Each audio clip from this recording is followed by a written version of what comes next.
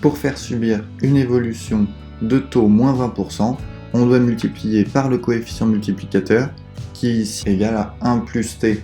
Donc t étant égal à moins 20%, c'est-à-dire moins 0,2, on fait donc 1 moins 0,2 ou 0,20 et on obtient un coefficient multiplicateur de 0,8. Ensuite, pour un taux d'évolution de 10%, on multiplie par 1,10.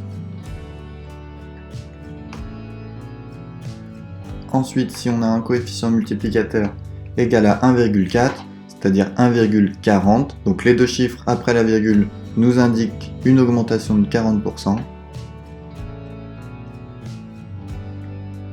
Pour augmenter de 2%, on met toujours 1, et ensuite les deux chiffres doivent être occupés par le pourcentage, donc on a 1,02 et non pas 1,2 puisqu'alors ce serait une augmentation de 20%.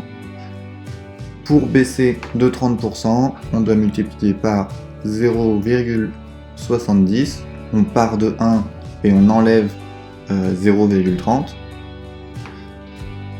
Même principe pour enlever 17%, on part de 1 et on enlève 0,17, ce qui nous donne 0,83.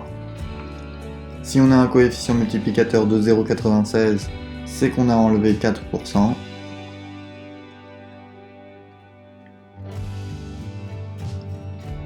Si notre taux d'évolution est de 98%, même principe que pour 10%, 40%, on fait 1, et donc le pourcentage, donc 98. Même chose pour 99. Par contre, pour 100, on va pas pouvoir écrire 1,100.